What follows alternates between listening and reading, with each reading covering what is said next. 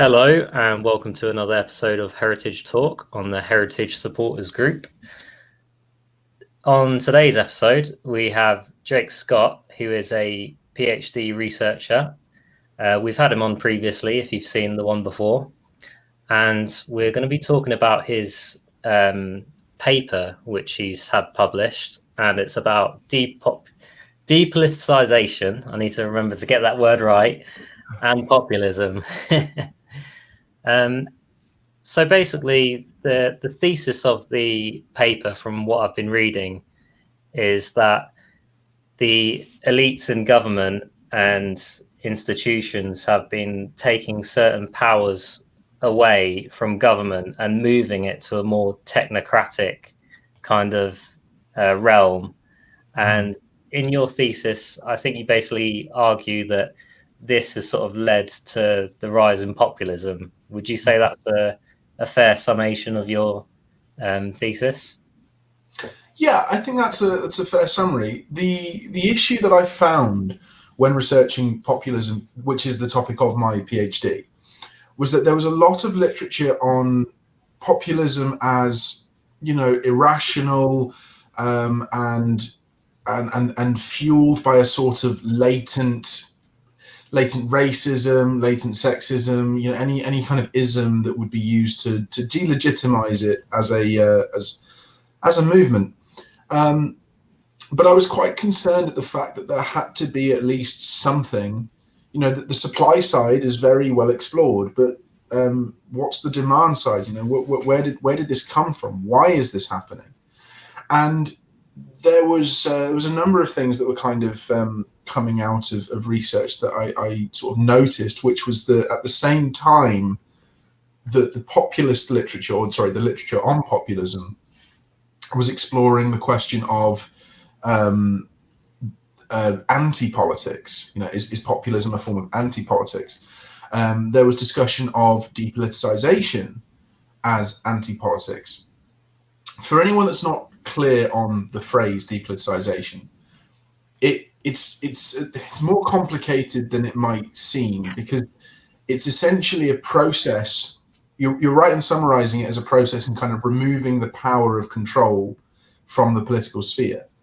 But it also requires a particular construction of the political sphere as one that has democratic control.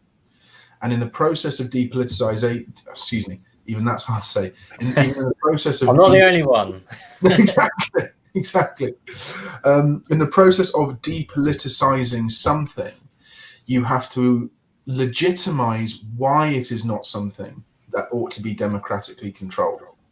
Now, the problem with this, as I say in the paper, relying on the work of Margaret Canavan, is that democracy fundamentally relies on the idea of popular control. And it's the tension in the idea of popular control that Canavan thinks contributes to populism. So I wasn't really, I wasn't kind of coming up with any new ideas. All I was trying to do was explain how depoliticization is an example of one of the supply side problems that leads to populism. The supply side contributing factors. So she says in this paper that populism emerges in the tension between two phases of democracy. The first is the redemptive phase, which is a very promissory phase. It's the idea that the popular control is what matters, and therefore there ought to be some at least promise that popular control of shaping our shared destiny has to be there. Well, at the same time, what's referred to as the pragmatic phase is the idea that there has to be something that can channel this. So the redemptive phase is a very constructive process. It's very energetic. But if you just let energy run rampant, you're going to lead to something very much like the French Revolution, where the energy overtakes the movement and ends up destroying itself. So pragmatic politics is very rules-based. It's law and order, it's democracy as voting, it's democracy as representation, parliamentary politics, all these sorts of things. And the tension between the two leads to frustration, because we naturally assume that democracy gives us the power to control, as I say, our shared fate. But at the same time, there is significant disagreement over what that shared fate actually is. So there has to be a way of mediating the two. But when the mediation becomes obfuscatory to the point where the people can't do anything over a particular issue, then populism essentially emerges. So that was what I was looking at, and I was trying to sort of understand a contemporary cause of this emergence. I mean, there's a wonderful line I found in your paper. Let me find it. It's along the lines of when depoliticisation becomes administration over deliberation, that causes the rise of populism. Mm. And I think that's a very succinct way of describing it, because it's that old quote that we mentioned the other week of no matter who you vote for, the government always gets in.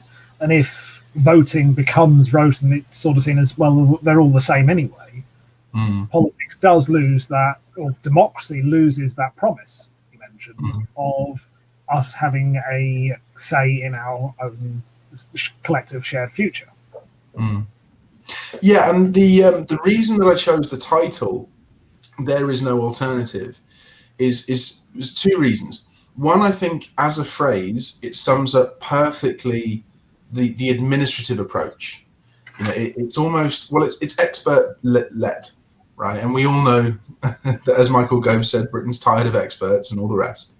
But experts are fundamentally undemocratic in the sense that they are not subject, or their deliberations are not subject to democratic deliberation.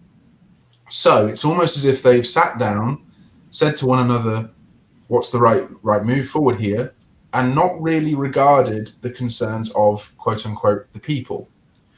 The other reason was historical, because "there is no alternative" as a phrase was kind of ushered in by Margaret Thatcher. And obviously her statement was referring to marketisation and capitalism and neoliberalism, or the project that became neoliberalism. And that was her, justification, that there is nothing else that we can do here. There is no alternative.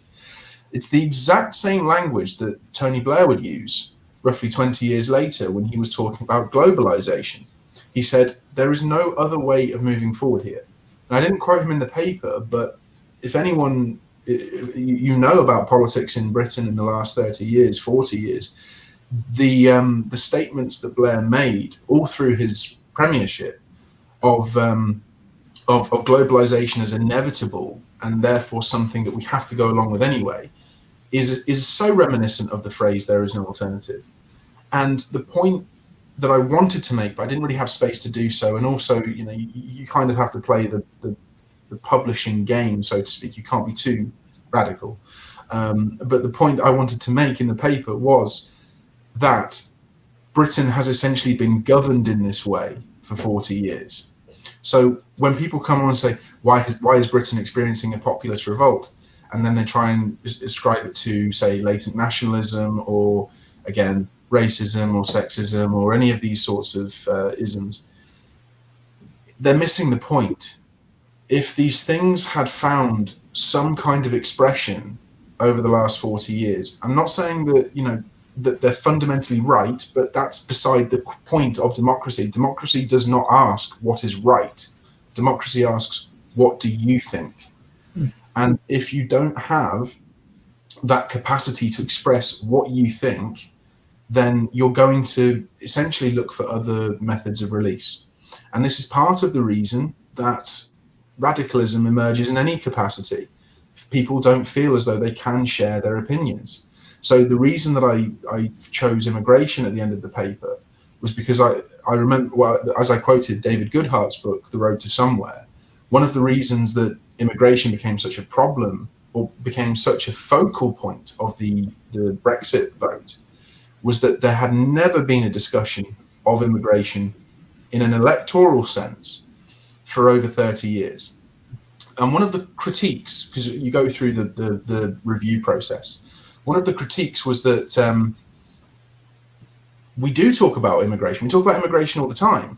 You know, we have Nigel Farage is a perfect example. Nigel Farage's career would not have existed if we weren't able to talk about immigration at all. But that wasn't the point I was making. The point I was making was that electorally, there was no possibility of expressing this discontent. It was all very well and good saying we can discuss in the newspapers that immigration's too high, but as Goodhart points out, for a good 30 years, Britain thought that immigration was too high. And at the same time, there was never an electoral question of should we lower immigration. The only time it came was 2015, and at that point it's too late. When the Tories turn around and say we want to get it back to the tens of thousands, it's too late. The floodgates are open. And as Paul Embry says in his book, Despised, it wasn't a case of people in Britain hating the immigrants. You know, that has declined massively in the last 50 years, 60 years. But people hated the fact that they couldn't say anything. And when we say couldn't say anything, we don't mean in the literal sense. Of course you can say it, but it was the fact they didn't feel as though they were being listened to by the political elites. And that is a very important thing. Conversations are fundamental to politics. They're essential. And a conversation doesn't just require a speaker, it requires a listener. And if the politicians are not listening, then the conversation isn't happening. So essentially at that stage, you're screaming into the void. So like I say, the reason that I chose that as an example is that you almost had a there is no alternative style approach to this, but you had never even had the justification of there is no alternative. If you look carefully, and I didn't have space to include this in the paper. If you look carefully, no politician had ever made the justification that we had to take in hundreds of thousands of immigrants a year, but it was presumed that we would. There was never any attempt at public justification, and that's where this gets even worse, because then depoliticisation is even deeper and even more obscure. So, as I say, if you can't even express it electorally, then there's going to be a backlash at some point, and that's the point that I was trying to make. Do you think maybe that moment where Enoch Powell did his Rivers of Blood speech, do you think that was probably the moment where this divergence really came, where Enoch Powell was totally cast out for his views on immigration? And so do you think that maybe sort of since then we've sort of creeped more towards the government thinking of itself as having more of a technocratic role? Do you like that term, technocracy? Because this is how I've heard a lot of this when it's been referred to on things I've read and listened to. I think the phrase technocracy is the most appropriate. I know a lot of people who seem to think that technocracy is good, but at the end of the day, technocracy is only good when it's the technocracy you want. And fundamentally, this is what democracy always was intended to be. So there's a really good book by Nadia Urbanati called Representation, Principles and Genealogy, and she essentially points out that representative government was not meant to be for the masses. Representative government was meant to be for the people who were educated, if you take John Stuart Mill's approach, or it was the people who had landed interests, if you take sort of the traditional Tory approach. But at the end of the day, even the way we have democracy now, democracy is a form of choosing which elites we want.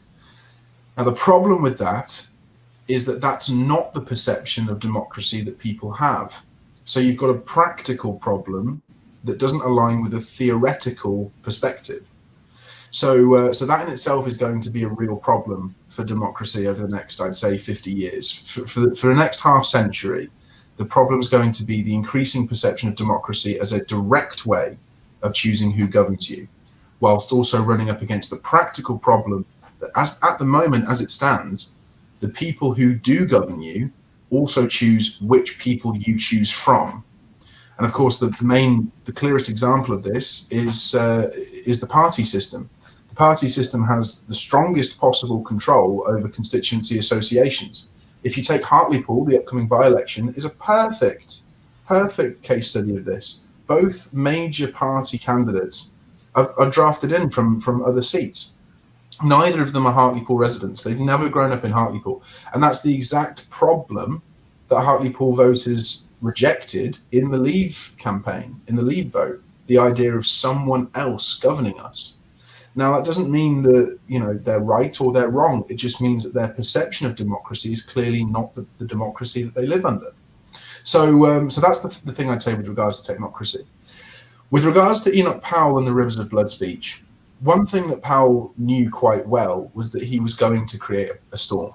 And I still struggle to find the reference, but he did say, he said that that I'm going to send up a firework and it will stay there. And he did. You know, we've had 60 odd years now of 50 odd years now of immigration debate that has always been in the shadow of Enoch Powell. But I think you're absolutely right to say that that was the watershed moment where it was felt that immigration had to be taken out of the public sphere because it was happening anyway. Mass immigration had begun, not anywhere near the scale of immigration that we have today. Bearing in mind, we take in the equivalent of the city size of Newcastle every single year for the last 5 years. That's fundamentally unsustainable, and that's an absolute problem. But of course, in Powell's time, he was concerned about more than 50,000, which is less than 7%. Less than a seventh of our current immigration level. So you can kind of see that there's a scale problem there. But there was already immigration, not mass immigration, or at least not on the scale that we have today, but there was already immigration from other countries in the Commonwealth to Britain. And there's a lot of studies and a lot of really great books that have come out in the last 5 years that are aware of the problem of this. But the three best that I've read are David Goodhart's Road to Somewhere, Paul Embry's Despised, and fundamentally Peter Hitchens' Abolition of Britain. And as Hitchens lays out in that book, he says that the immigrants that came to the mother country in the 50s and 60s were never presumed to stay. Every single time they came, the presumption was that they would return. They would come here, they would help to rebuild, and then they would return home having made their money. And that's a fundamentally naive idea of immigration. Immigration is a very difficult thing for the people who immigrate and for the people that move. It's difficult. They are uprooting their lives. It's not something that they'll do willy-nilly, and I do not envy them in the slightest. But that is a naive idea to think that if someone's going to move to a new country, they'll go back as soon as their goals have been achieved. Because a lot of the time they don't have goals. They have a goal, and that goal is safety. And I do not blame them for that. But in terms of the fact that was already happening and the debate had not been had, the watershed was that the debate had to be almost eradicated. So it was probably the first major depoliticization move that we saw in Britain.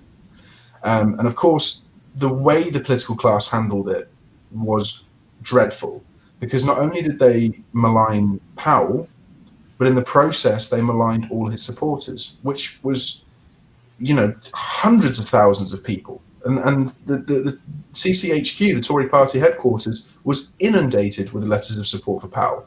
In the end, they just stopped processing them. They couldn't process them because there were so many.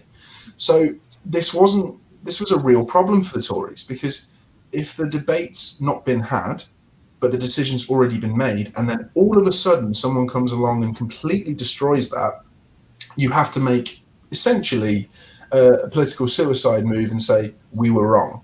And politicians will never do that. Politicians will never admit that they were wrong.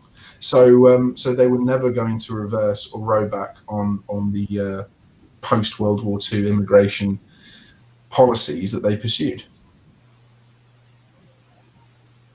I think it's fascinating because you can see a lot of comparisons with things going on today. The data not dates, I think, is a perfect example of depoliticization there, because they're just saying, well, it's outside our control now. Yeah. So it is a way of them escaping accountability. But as you say, that accountability is not what democracy was intended to provide in the first place.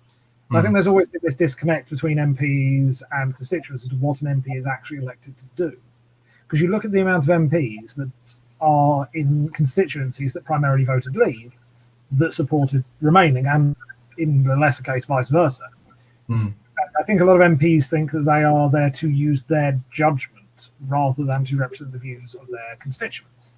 And I mean, there's not a clear answer to which it is actually meant to be either. Or are they just meant to follow the rules, the policies of their party as well? Yeah, I mean, this is, you know, when I teach in my university, this is one of the key problems that we look at in terms of representation. Is it that, you know, to who does a representative owe their allegiance is kind of the best way of summarizing it. Is it to themselves? Is it to the voters that put them there? Or is it to the party that chose them as a candidate? But even if you go down the argument of it's the voters that put them there, you know, if you take, say, I don't know, a random constituency, I'm not going to name one, but if you take a random constituency, the MP that represents that constituency is never going to represent 100% of the voters in a strict sense, but they still represent 100% of the voters in Parliament. You know, according to the system that we have, they are representing even the people that didn't vote for them. So, so you can't really have a trustee style system, because if that's the case, then as much as half or more of the voters are not going to be listened to, and that in itself creates further division and is going to create a problem for that MP 5 years down the line.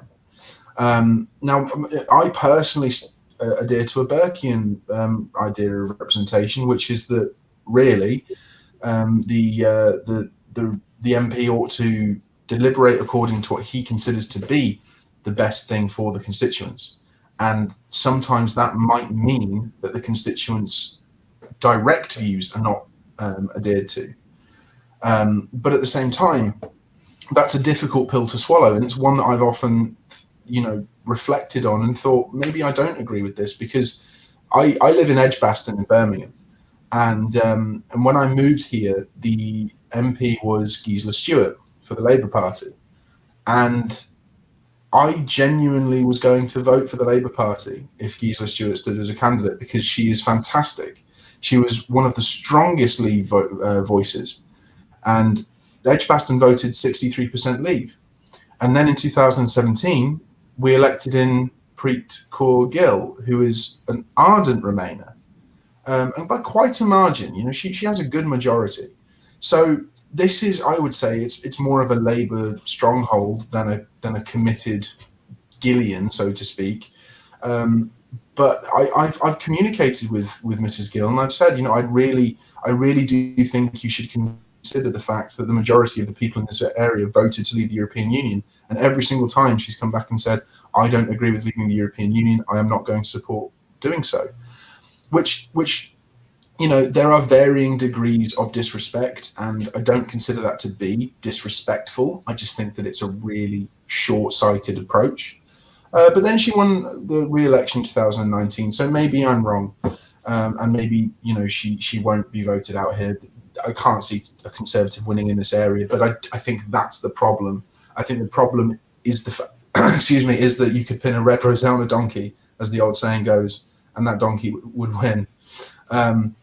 So yeah, I think that the issue in the modern day is over the fact that, like I say, voters don't necessarily have a perception of the system that is accurate. And then that poses the question of who is right. Is it the system that's right, or is it the voters that are right? And ironically enough, you can't answer that democratically. And this is what's referred to as the democratic paradox, or the boundary problem. How do you decide the process of democracy? Because if you decide it democratically, then you have to decide how you're going to do that democratically. And you're led into an infinite regress to the point where no one can settle on anything. Now, in that respect, it gets to a point where you've got to make a decision. And that's part of the reason, in my opinion, that there's increasing interest in the work of Carl Schmitt, who was a theorist in the 1930s, ended up becoming a Nazi, but posed some of the most fundamental criticisms of liberalism, and one of those for democracy was that you have to have a certain decision at some point. You have to have someone that decides who is in and who is out. And as horrible and as difficult as that might be, especially given his association with the Third Reich, I can't see a reasonable objection to that. And this is the problem that Schmitt poses to academics, especially of democracy, because there was a book written called The Democratic Paradox by Chantal Mouffe, and Mouffe is a radical leftist, and she was saying we need to address the Schmittian problem, because if we don't, it's going to tear democracy apart. So her thing was to jettison liberalism in favor of democracy, but then there are a lot of people who would jettison democracy in favor of liberalism, and that essentially leads us in a nice circle back to the paper, which is realistically speaking, there are a lot of people out there that would get rid of democracy if it meant that they could achieve their goals quicker. And that's a bit scary, really. So, yeah, I think it leads us into a bit of a problem in terms of democracy. We've had this conversation before, funnily enough, and because there is a bit of nostalgia, I would say, on the British right for the old aristocracy, which isn't really, well, it's not democracy, is it? But there was definitely a sense of stability with the aristocracy. Do you have any comments on what you feel about the way some people maybe talk nostalgically for the aristocracy? Yeah, I mean, I'm pretty open about it on Twitter, especially. I would happily see the restoration of the hereditary aristocracy. And my opinion on democracy, as I say, is very Burkean. I really do think that democracy as a principle ought to be respected, but I also think that it needs significant limits. And this is why I don't consider myself to be a populist. I think populism has as its highest order norm the will of the majority, but the majority can often get things wrong, and invariably, I actually think the majority gets things wrong more often than not. You know, one of Peter Hitchens' things. I'm not a Hitchenite. I'm not a big fan of Peter Hitchens, but he you know, stopped. but a stopped clock is right twice a day. And when he was asked about the European Union referendum, he said we shouldn't be having a referendum. We should just leave. And he was absolutely right, because you should just do the right thing, and the right thing is to not be in the European Union for a number of reasons. But yeah, I would happily see the hereditary aristocracy resurrected and given its proper constitutional role, because I think the House of Commons has far too much power, and we can see that especially in the last 12 months. Anyone that looks at the last 12 months and thinks the Commons has too little power is not paying attention, because the Commons basically voted to give Boris Johnson, you know, a blank slate in handling coronavirus. And you know what? That was the exact thing that Chantal Mouffe was warning about with Schmitt. She said, Schmitt pointed out that when in a crisis, people want a strongman. You know, and that's not necessarily populist, but it's democratic. People want a resolution. And unfortunately, the allure of crises for politicians is pretty strong. They will create a crisis to give themselves power. They do every single time. And there is never let a good crisis go to waste. Well, exactly. And in the last 40 years, there has never been a crisis that's gone to waste. And I can almost guarantee you there's no mass rollback of securitization measures. You think about the post 9/11 world. The way we talk about flight security these days is a world away from the way we talked about it 30 years ago, and that's because of 9/11. Now, that doesn't mean that the responses to 9/11 was wrong. In many ways, we should have had those security measures before. But because crises lead to panic, the response to the crisis can often be over-exaggerated. But politicians like power, so politicians will do what they can to take that crisis and give themselves more power.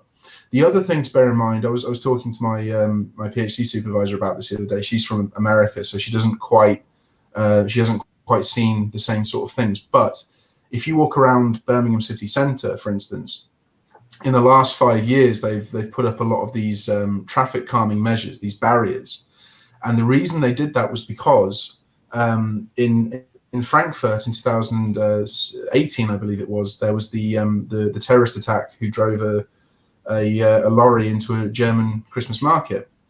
And that was the reason that we put up these traffic calming measures in Birmingham. Now that was 3 years ago, and since then the barriers are still there, and they've been made to look pretty. They've had flowers planted on them.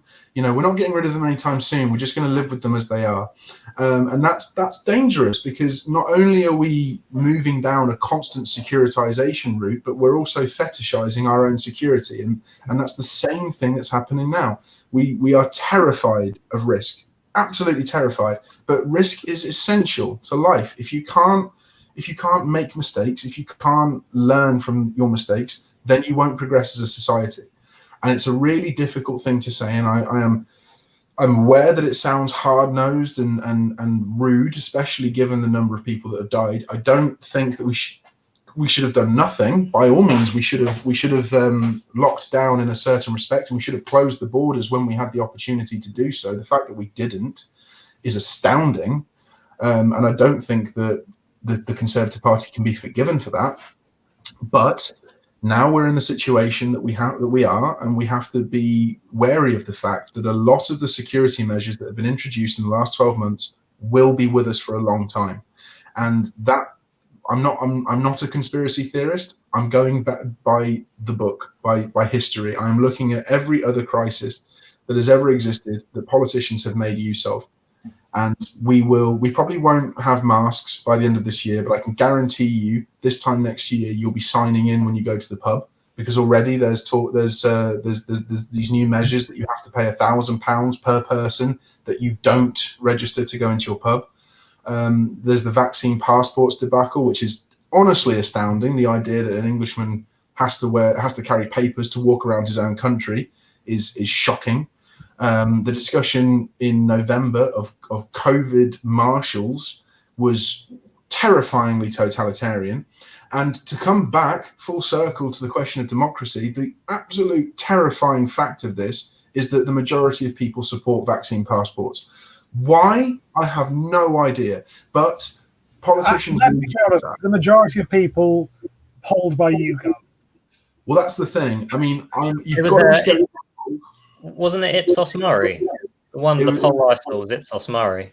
The one I found was if anything we have learned over the past 5-6 years is that polls are certainly not accurate.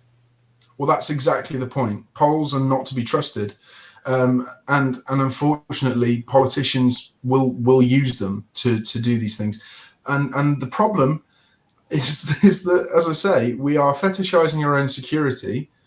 But at the same time, the politicians are almost going to go, well, the majority wants it, so we're going to do it. And if you've been paying attention, that's exactly what Johnson has done every single step of the way of his premiership. He always does something based on what the majority want. Now, in that respect, he might be a populist, and populism is a very successful strategy, but it doesn't mean it's right. If 68% of people in this country think that carrying a vaccine is right, well, they're welcome to go to, carrying a vaccine passport is right. They're welcome to go to North Korea, where that's a very common practice, in my opinion. But in this country, we have never had that kind of system. And the only time that we had it was when there was any kind of material deprivation, and that was in rationing after the 2 world wars. So what this has to and you know what, to talk about vaccine passports, Boris Johnson said today that they're not 100% effective, so for that reason you shouldn't be mixing households. Well, first of all, if that's the case, what's the point of the vaccine? Two, if that is the case, what is the passport going to do? The passport's going to tell you that I'm going to transfer slightly less spores to you than someone else. It doesn't really do anything. So, well, no, it tells you you're a good person, doesn't it? That's what it's for. A second class of citizen. But yeah, no, I think that's the exact problem. The entire time we've been going down this COVID debacle, it's all been who is a good citizen and who's not. And of course, your citizenship is so wrapped up into your morality these days. And again, I was talking to my supervisor about this, and it's worse in America, she says. She's from Seattle. She says in Florida, for instance, they, as a general rule, they're dead against wearing masks. But but they have polarized to the point where if you are not wearing a mask, it's seen as a symbol that you don't even think COVID is real. If you are wearing a mask, then you're seen as, a nutter.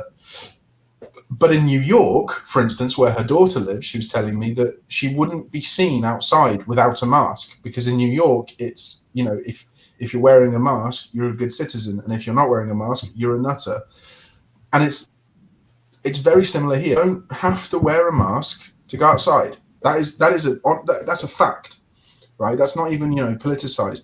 That's admitted by the central chiefs of medicine, Chris Whitty, and all the rest of them. But I was driving down the Harborne High Street this morning, and everyone was wearing a mask. You stood outside. You're in the safest possible environment of the transfer of aerosols. You don't have to wear a mask, and everyone is. And that to me shows, first of all, how susceptible people are to propaganda, and second of all, how ignorant people are of the facts. And if that's the case, then you come back to the question of, is democracy right? And fundamentally, the people who vote can be misled so quickly and so drastically that really there needs to be some kind of bulwark against this. Now, in my opinion, to come back to the question of aristocracy, if it were the case that we had an hereditary aristocracy, as we should, then the House of Commons would be, as it always was, a consultative chamber where you're able to take the pulse of the nation, and on that basis, you govern accordingly. But you do not let the body rule the head. You don't walk where your feet want to go, because if you do, you'll walk off the edge of the earth. It's utterly ridiculous. Do you know what bewilders me is Boris Johnson throughout his whole career has been a self-described sort of free market libertarian type. I think he was the main editor for The Spectator, which is profoundly in that direction. And yet he's totally gone in the opposite direction as soon as coronavirus came about. And in other aspects as well. He didn't need coronavirus to justify himself going in this direction. And it just makes me think, is he not the person that he has portrayed himself to be up until this point? Or has he stepped into number 10 and then there's been maybe some guys walk in nice sharp suits and say, okay, hello, Boris. Right, I know you think things work this way, but actually they work this way, okay? So here are the rules, and this is what you got to do. Because it makes you question things like that, doesn't it? I think there is a notable difference in how Boris Johnson was in the first few months of his premiership compared to after he got COVID. I think that's where it really changed for him. And I think he got frightened by it. I do agree. I think that Johnson's personal experience with it was terrifying. In the same way that I think probably a lot of people didn't take it seriously until they started to know people that got ill, and that's part of the human condition, that you are skeptical of things that you can't see. Otherwise, we live by blind faith, and that's not productive either. However, I think do you know what? There's a combination of the 2 points that you raised, Damien. I think half of it is that he is an opportunist who will shift where he sees the winds of power, or winds of popular opinion, more accurately, going. But I think as well there's the significant problem of the blob, and the blob is essentially this sort of Blairite system that's been set up. It was coming before Blair, but Blair was the accelerant. Blair was the catalyst. And since the the late 90s to the early 2000s, we've had this consistent move in the direction of technocracy, but also of entrenched interest based on money and based on essentially sort of proto identity politics.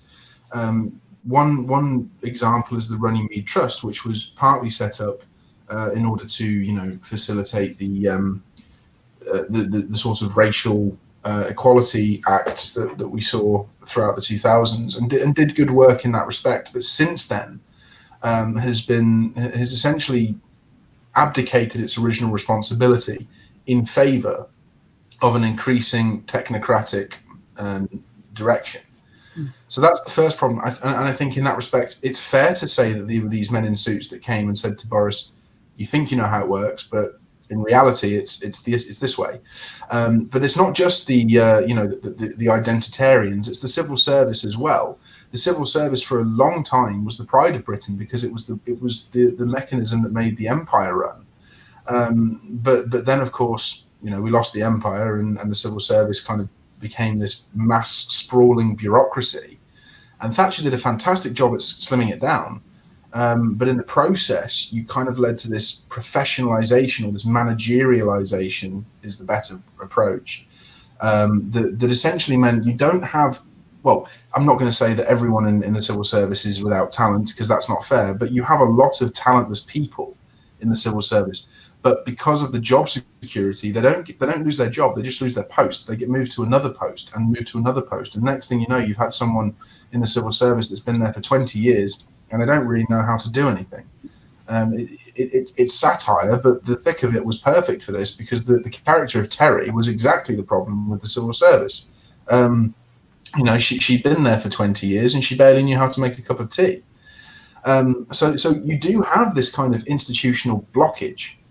But at the same time, Boris Johnson is an opportunist. When he was at Oxford, he joined the Social Democratic Party in order to become, or in order to run for president of the Oxford Union.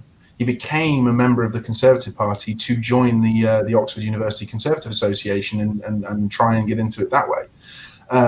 He's shifted a lot in his life, and it's not.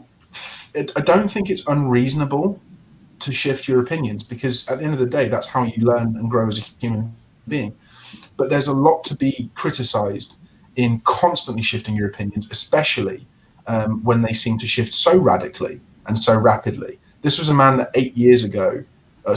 13 years ago, said that if he was asked to present an ID card for being a British person, he would eat it in front of the person that asked him. And this is the man that 2 weeks ago, said there is no plan for a COVID passport. And on the back of that, on the idea of there being this no plan for a vaccine passport, it was in mid-February that the Minister for the Vaccine Development, Nadeem Zahawi, said there are no plans. It was mid-January when Matt Hancock said there are no plans, but it was mid-November that the government filed a patent for the COVID passport. So either they've been lying to us for 5 months, or they've played an absolute blinder, and they've done real politics through and through. Now, I honestly think that both are possible. I think that they've done this intentionally so that there was always the possibility of a COVID passport. But I think that you can't trust a government that lies to you for 5 months. You just can't. How on earth can anyone now go to the polls thinking, "Oh yeah, that Boris Johnson's a trustworthy fellow. He's betrayed us." And I'm not just saying that in terms of hyperbole. He sat there and said with a straight face, "We have no plans for a COVID passport," whilst at the same time preparing a task force to implement it. It's absurd. It's absolutely absurd. To go back a little bit to your paper and talking about populism in general, whenever populism is brought up, people tend to focus on it as being a right-wing predominantly phenomenon. There's not really ever much focus on left-wing populism. But I personally, I think there definitely is. I'd argue that the election of Joe Biden can be seen as incredibly populist, and arguably even the Black Lives Matter movements. And the spread of the mostly peaceful riots was, again, a populist movement. Mm. Now, but there has been this such demonization of populism that it comes with an implied morality to it rather than a statement of as a description. Why do you think that is? So I think you're absolutely right to say that there is a left-wing populism, especially because for the last 15 to 20 years, there's been an actual attempt in the literature on populism to develop a left-wing populism. You have thinkers like, again, Chantal Mouffe, who wrote a book in 2018 called For a Left Populism. In 2005, there was a book published called On Populist Reason by Ernesto Laclau, who was Chantal Mouffe's not husband, but long-term life partner. And that was arguing that democracy is populism. There's a book called The Old is Dying and the New Cannot Be Born by Nancy Fraser, which says there needs to be a form of progressive populism. And of course, in terms of actual politics, you have Hugo Chavez in Venezuela, of Evo Morales in Bolivia. You have Inigo Errejón in Spain, which is the main intellectual behind Podemos. Syriza in Greece. You've got Jeremy Corbyn, who's a left-wing populist. And there are left-wing populists all over the world. So the idea that populism is right-wing, I think, is mostly because of history in the early 2000s. And interestingly enough, I actually did a study with a professor in Helsinki, as wonderful as technology is these days. And I looked at the Times newspaper and instances of the word populism through the years 2000 to 2018. And in the early years, the first 3 years of the decade, populism was actually mostly used to refer to cultural movements. So it'd be things like, popular cinema or populist composers, or things like the Sugar Babes were called populist. All these like silly things. Like it was basically a way of saying non-elitist, right? In a nice way. Well, actually, no, sorry. In a derogatory way. It was essentially a way. Bearing in mind this was the Times, it was a way for the cultural elites to say something was not acceptable. As time moves on, especially around 2004, 2005, you start to see the use of the word populism for specifically political actors. And one of the first they talked about was an actor in a political actor in Austria. I can't remember his name exactly now, but he was George Haider. He was the leader of the Austrian People's Party, and he was referred to as I think he was referred to as the 21st century Hitler for a long time, because his policies were considered to be very fascist. But none of it, I looked into his policies, and yeah, there were some very stringent and some very discriminatory policies against immigration.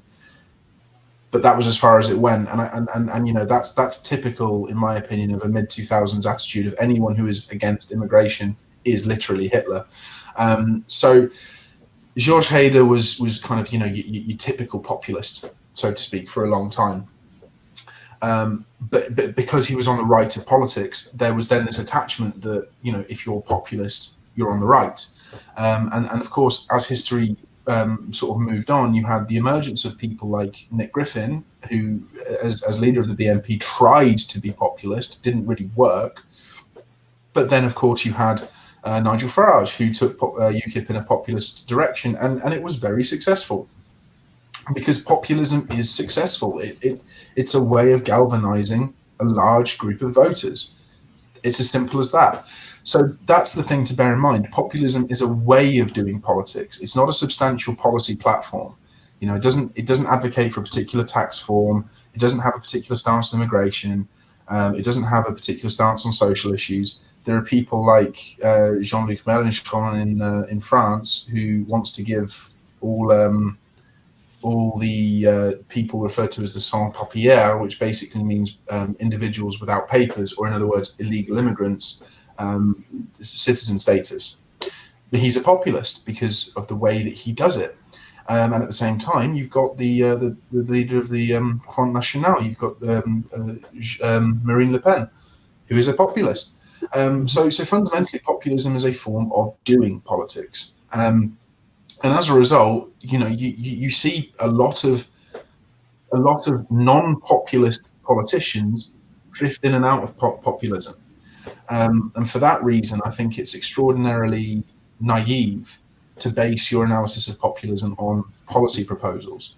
Because if someone, Hugo Chavez was one of the first successful populists.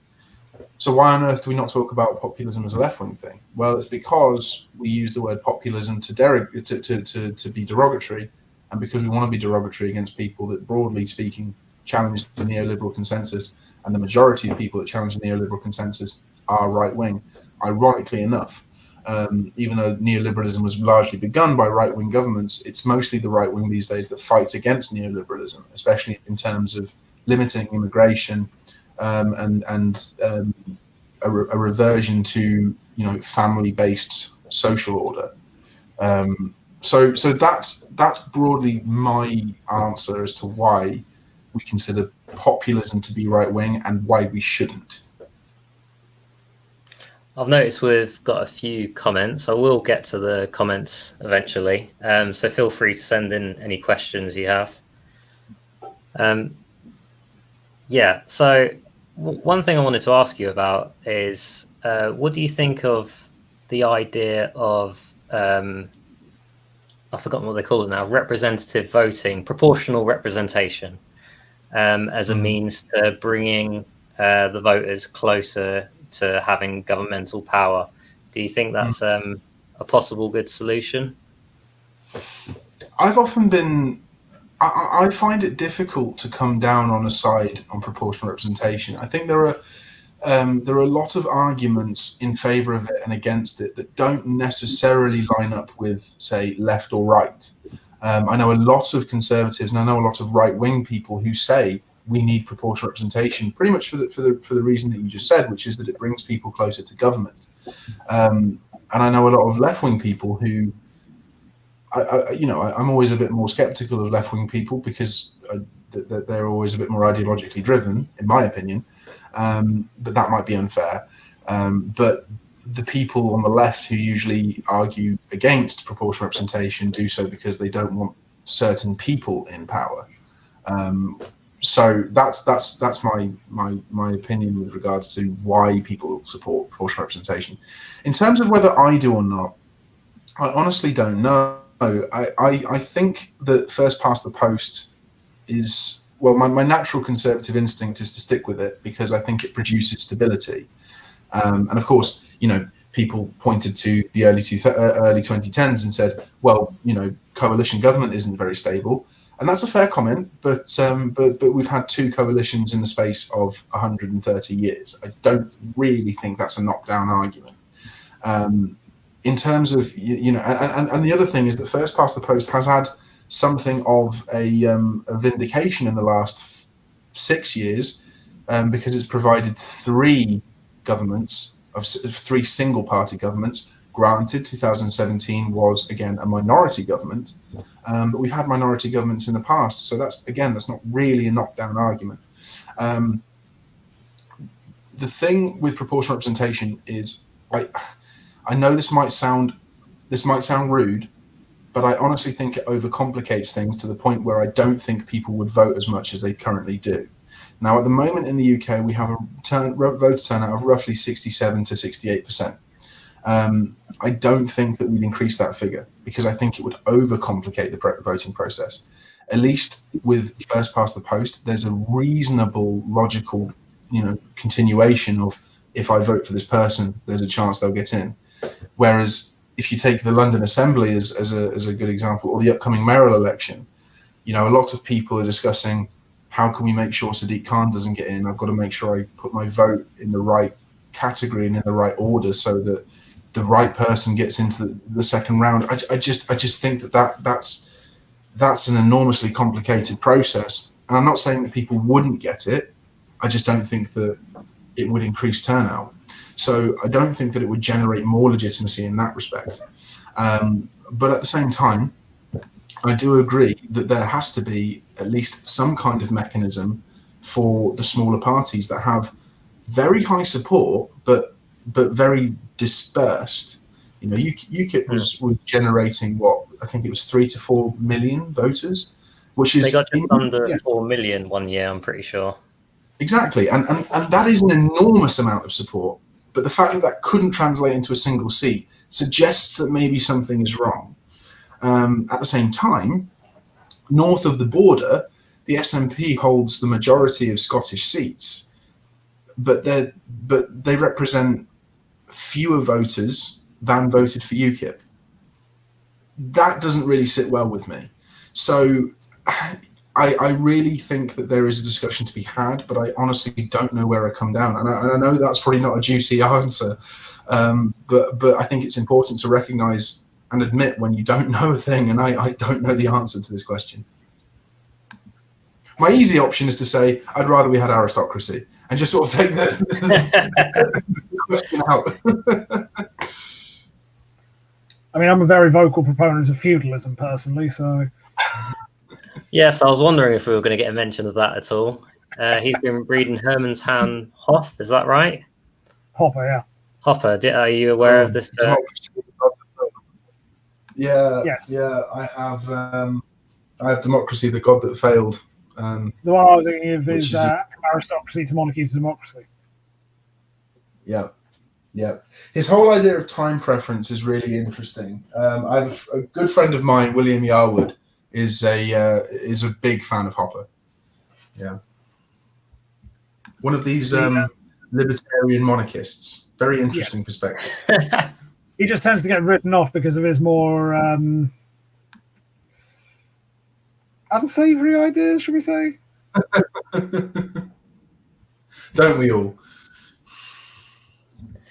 There's a great quote from Gramsci in your paper, which I'm trying to find again, but he basically talks about.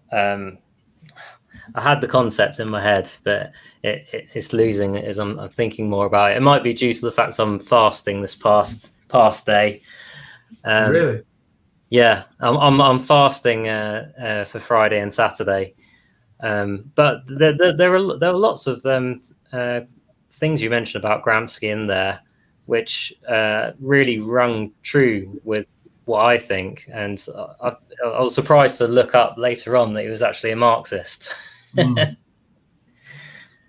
Yeah.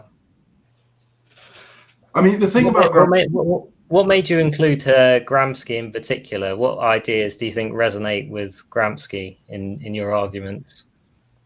A number of things. The first is that he is the single most important influence on Ernesto Laclau, who, as I said earlier, was a big leftist theorist of populism. The other thing to bear in mind is that, as I say, he uses and talks about the idea of common sense a lot. And in that respect, I thought it was really interesting to... I wanted to do a discussion of the difference between common sense and general will, which is a whole thing, and is not really discussed in the literature. It might be my next paper. We'll see. But the reason I wanted to talk about Gramsci specifically was his idea of common sense and it being a good thing, because one of the things about democracy and democratic thought, as I said earlier, is that it's very skeptical of the majority. It's very skeptical of the people. But Gramsci, as a thinker, was very much in favor of the common people because he thought there was a latent radicalism in them. And that's the job of intellectuals. The job of intellectuals is to go and to galvanize them into action. I remember what I was going to say now. It's I haven't got the quote as such, but he basically said that populism is more defined by what it's against rather than what it is for. Or maybe it's better to say it's less about what it stands for. And I found this quite interesting for me because I think that to have a strong political movement, you do need to have foundational principles. Mm. And the funny thing with UKIP is it very much knew what it was against. Mm. And people would describe the people that are in UKIP as a mixture of conservatives, libertarians, and pissed off working class people, you could say as well. Define them how you will. Mm. And I feel that the collapse of UKIP might have been for that reason. And it was probably because it needed more of a foundation. And I think that maybe you could say the Republican Party in America, although it's gone a lot more to the wayside, at least they have the Constitution and they're very Christian in their morality as well. And this is partly why I've joined the Heritage Party, because it has very solid conservative principles, and I feel like that staves you away from chaos. Mm. I can see how this is where populism can sort of dissipate and become chaotic once it gets closer to the levers of power. Do you think that's a fair analysis? I think that's exactly right. One thing, if you look back 30 years ago, a lot of people's criticisms of conservatism was that it knows what it's against, and that's how it defines itself. And I really think that we owe an enormous debt to Roger Scruton, of course, for proving that wrong. You know, his entire philosophy was about proving that conservatism has a deep well of positive sentiment. But in terms of populism, again, it's a style of doing politics that is fundamentally oppositional. It begins by stating that something is wrong, and therefore it works backwards to say what it thinks ought to be right. And it's very easy to unite people around something that is wrong. You know, it's quite easy to identify an injustice, but the answer to the injustice is always going to be difficult, because that in itself is going to lead to disagreement. So this is part of the reason populism works so well in opposition, and why when it comes into power, it treads a very difficult line.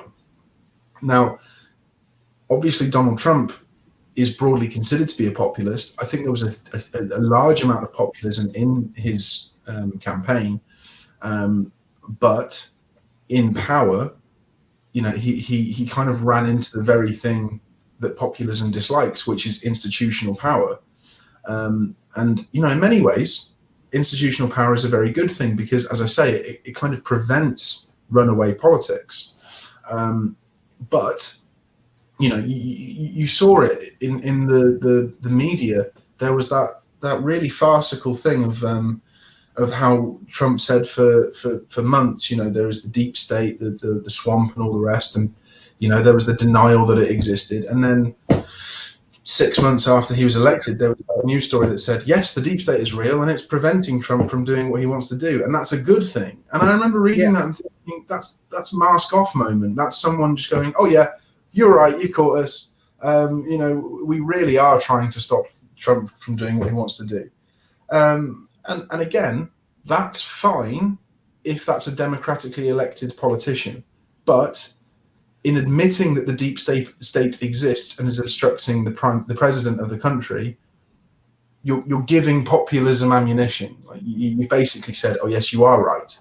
Now naturally that didn't translate into support for Trump in 2020. And again, I think that is partly down to the fact that for 4 years he couldn't do what he wanted to do. So I think he lost a few supporters in that respect. But the more successful populists are people like Viktor Orban in Hungary, and again Hugo Chavez in Venezuela. And there are two things, there's two historical events that both of those leaders have done, and that is change the constitution. When they came into power, they completely changed the constitution.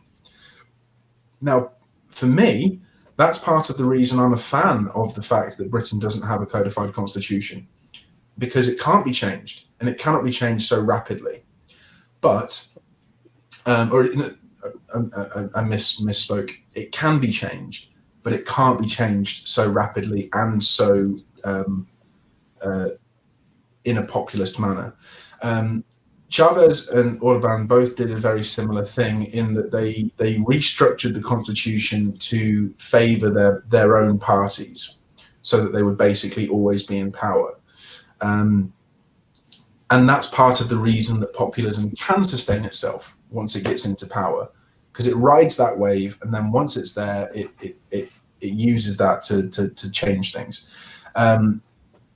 Part of the reason that I think, again, aristocracy works in Britain, or did work in Britain, was because the aristocracy was the voice of the constitution, or it was the most vocal element of the constitution. You had the Lords Spiritual, you had the Lords Temporal, the life peers and the hereditary peers, and that was a really interesting balance that gave the constitution a voice. Alongside the monarch, of course, but the monarch is increasingly ceremonial, as unfortunate as that is.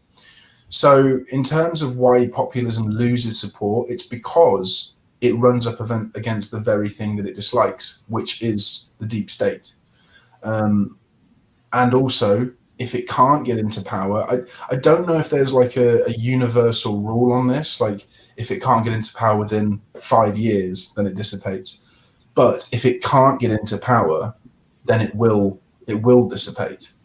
And that depends, I think, on the staying power of the populists. Because for that reason, Farage is a fantastic case study of a populist who managed to make populism live for quite a while. But once he disappeared, so did the populist movement. Once he went, UKIP basically collapsed. And in its place rose the Brexit Party. So yeah, that's what I think in regards to that. So I think you're absolutely right. As always. I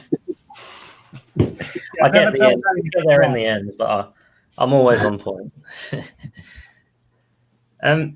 Last time we spoke about the Conservative Party, and I was very adamant at the time that we needed the Conservative Party, despite how wet they are, because that's how you're going to get to the levers of power, because they hold the keys, essentially, for people who are of our political persuasion, more conservative-minded. I've since changed my opinion. And it just feels to me that the Tories, they won't even let you get to that point now. It doesn't seem like there is an avenue to become, leader of the Tory party, or at least maybe even just an MP, unless you hold certain views. And it seems like the only way to do it would be to be completely silent about your conservative views until you got to the top and then spoke up. But that's a terrible damnation of the Conservative Party, isn't it? And I think you agreed with me in saying that, well, joining the Conservative Party would be the best way to achieve anything. But it doesn't seem like to do it, you'd have to be a liar. And that's how it feels. And so you'd be killing yourself inside on a personal level, wouldn't you? How do you feel about that? Yeah, I do agree. I think the party wants to keep its members as far away from power as they possibly can be. The Bow Group has spoken quite consistently about the problem of constituency associations, because the association doesn't have much of a role in picking the candidates for the constituency. It's almost pretty much completely decided by CCHQ. Now, again, I'm skeptical of giving power over to the constituencies entirely, because I think then you might lead to a fracturing of the party. But they definitely need more power, because as it stands, you need to be a party stooge in order to become anywhere or go anywhere in the party. I've become increasingly aware over the last 3 years that as I've become more critical of the party, I'm almost definitely boxing myself out of any career with them. But I honestly don't care. I'd rather not work in the Conservative Party at all than, like you say, lie and essentially prostitute myself. That's what it comes down to. And of course, that's the old saying, prostitution is the oldest career in existence, and politics is the second, because they fundamentally are very similar, and that's what Reagan said. That there's a reason that they resemble one another so much. The question of entryism is itself extraordinarily interesting, because we've seen one very successful example of entryism, which was momentum in the Labour Party. But the way that the Labour Party voting system was set up, or at least was changed by Ed Miliband. I think we discussed this last time. Miliband changed it from a collegiate system to a one-member, one-vote system. So the way it used to be was that you had the Parliamentary Labour Party, you had the members of the Labour Party, and you had the trade unions. And you essentially needed to secure two of those three.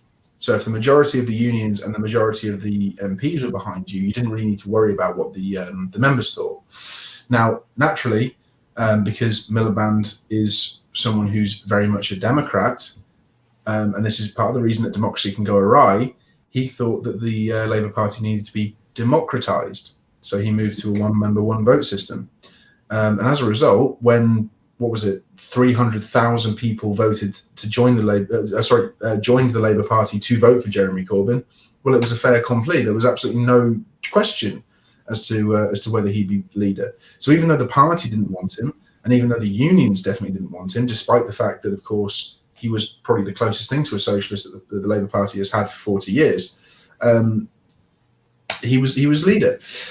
But the Conservative Party doesn't have that system. It doesn't have a one-member, one-vote system. It has a very much a ticket system, which, as we saw with Theresa May, it can go very quickly in a sort of appointed direction, where the person that we want to get into number 10 ends up in number 10. Obviously, with Boris Johnson and Jeremy Hunt, it came down to the question of a vote by membership. But even then, at that point, the decision was made. Hunt was famously unpopular in the party, despite the fact that he was popular with the MPs.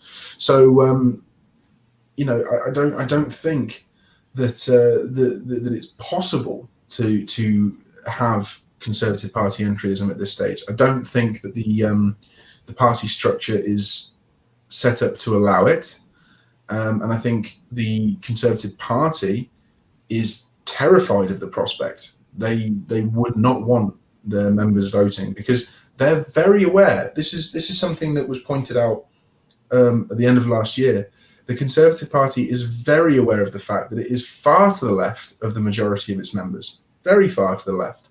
It's closer to the members of the Labour Party than it is to the members of the Conservative Party.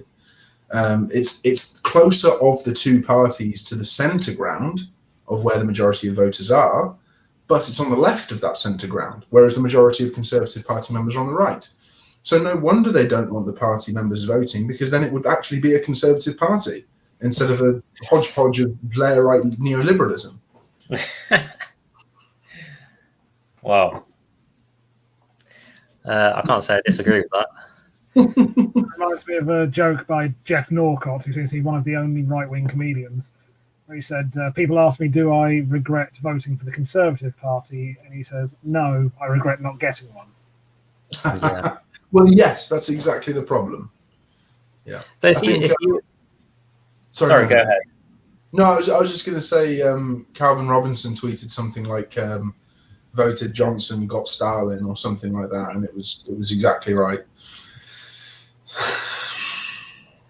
But it sounds to me that there's no really good formula if you're a young Conservative who wants to achieve proper change. There's no really any good formula to getting that change. Say if someone came up to you and said, Jake, I'm a big admirer of you, and say this guy was a very totally on the ball in terms of his conservative views, a Scrutonian master, let's say. What would you advise him to do to get to where he wants to be, which is to achieve anything? Would you tell him to shut your mouth and join the Conservative Party? No. a friend of mine a couple of years ago, we were at the pub, and he, if you remember what the pub was like, he said that there's absolutely no point trying to fight the battle anymore because the battle's lost. We won't go back to how things were. All we can do is preserve what's left, and you know, he doesn't mean in the kind of Chesterton criticism of conservatism, you know, the worship of the ashes. What he meant was that we have to try and catalogue and preserve what we thought of as valuable, so that when things finally do collapse, there will be some record of the things that people used to find valuable. Now, I'm not quite as defeatist as that.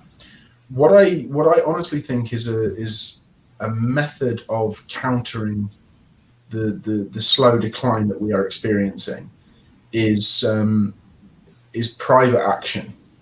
Now, one thing that I've started recently is a poetry reading group called the Ubersund Group, which was set up to essentially counter the constant revisionism or the decolonization of curriculum or curricula across Britain and the West, that wants to remove our literary heritage. You know, this is the same. This is why a university in America got rid of Homer's Odyssey and the Iliad. Why the University of Leicester is getting rid of all of its medieval literature studies and replacing them essentially with grievance studies, as well as some absurd course on how to be an online prostitute.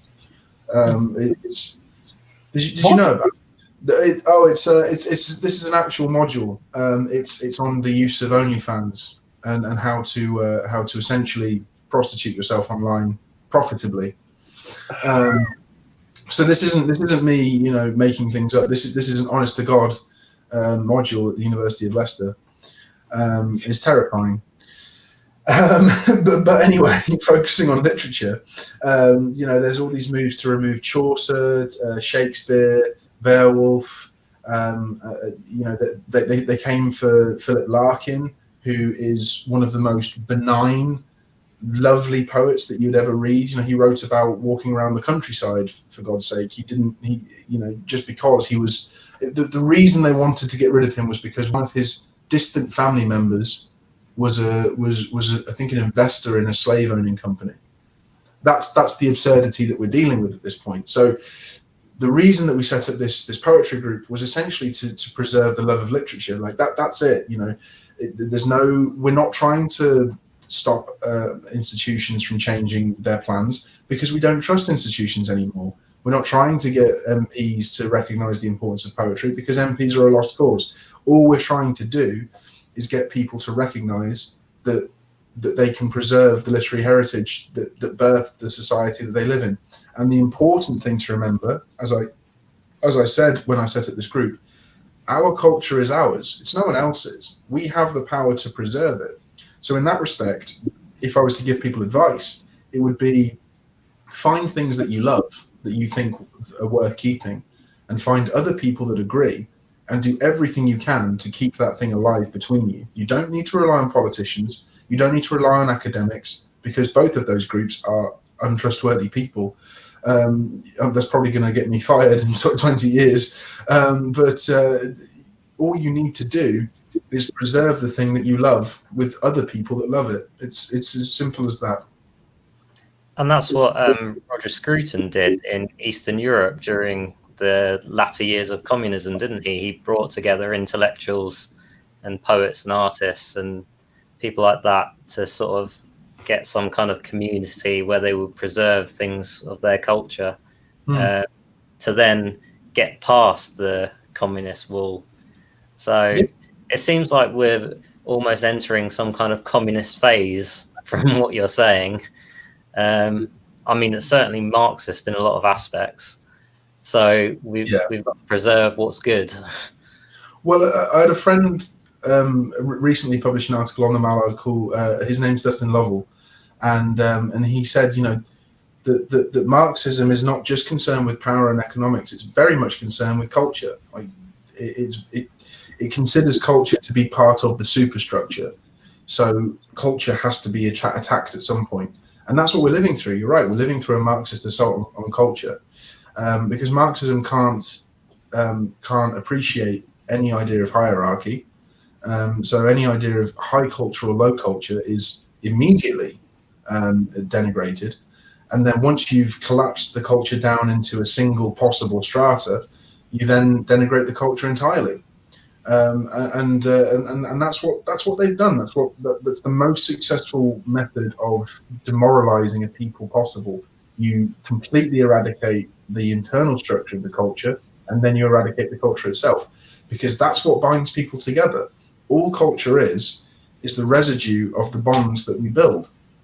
It's as Scruton said, a culture is looking at what other people have loved, and finding the things that you love as well, and that's it. Like, and once you get rid of those things, that's the same as tearing away the ground on which we stand, and we'll be left floating in space with nothing to hold us. Culture is the friends we made along the way. The real politics is the culture we made along the way. I remember Roger Scruton on the James Delingpole podcast. This was years ago, and obviously because he's dead now. And he said he basically asked Roger Scruton, what is going to turn this around, and sort of motivate people to fight back properly against this. And his simple answer was just war, or something akin to war. And that's not very encouraging, really, is it? But maybe he's right. Maybe it needs something, a World War II type scenario. Well, it doesn't have to be quite that big, but to rekindle a sense of British fight back, I guess. Is that not what's happened with COVID? And look what's happened there. Well, I was going to say on that, I think that was probably what Johnson and co were going for with the fight against COVID. But the problem was that it was so astroturfed. It felt it was forced on us. The only thing around which the British public could possibly coalesce was the NHS. And God knows that that's one of the most decrepit and decaying institutions in the world. I was having this conversation with a few friends the other day. If you think about Victorian Britain and the institutions that Victorian Britain built, it built the police, it solidified the aristocracy, it built a particular conception of morality, it pretty much built the industrial world, it built capitalism, it built the Church of England into what it was. But of course, even though the Church of England was built many centuries before, it was turned into the institution that it was. And of course, it made the monarchy into the most respected institution in the world. Of those institutions, almost all of them are gone, and not in the formal sense, but in the substantive sense. Monarchy isn't what it was. The Church of England is gutted and is essentially another progressivist institution.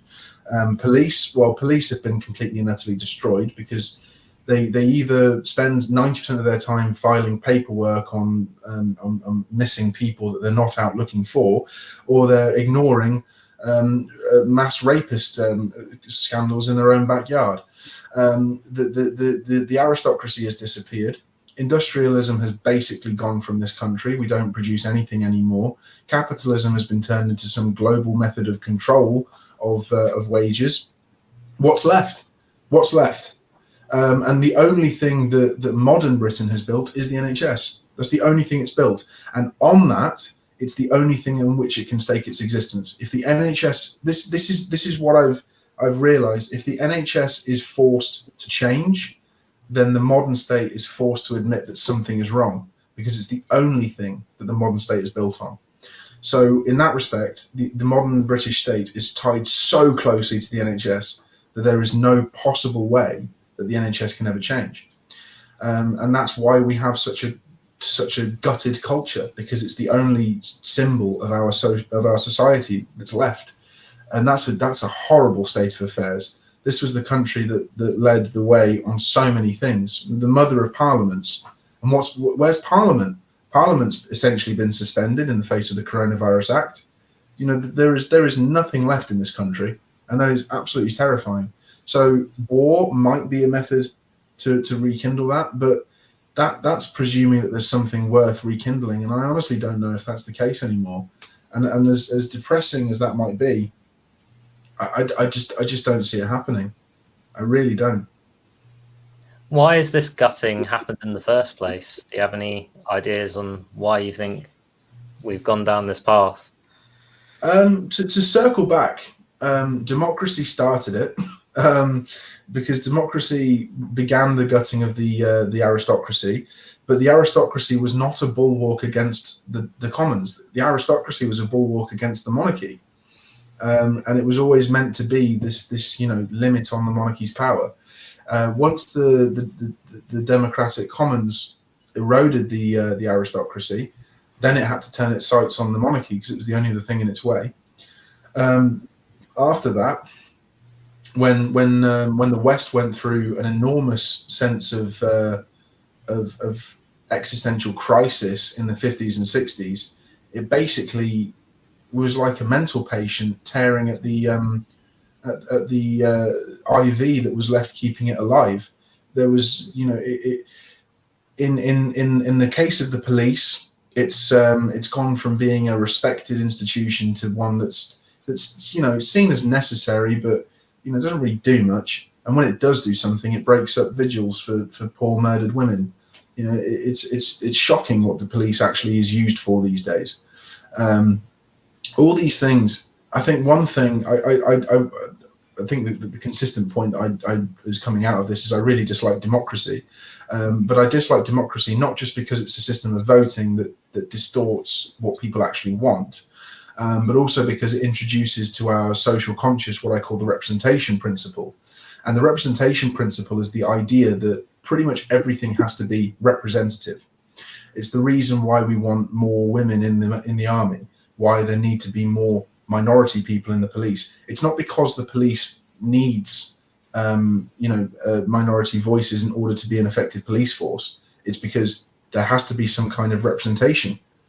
Now it might be, we have a tradition of policing by consent in this country, and on that basis, there is, it might very well be that certain areas of this country are better policed by minority policemen because they are closer to the people over whom they're policing.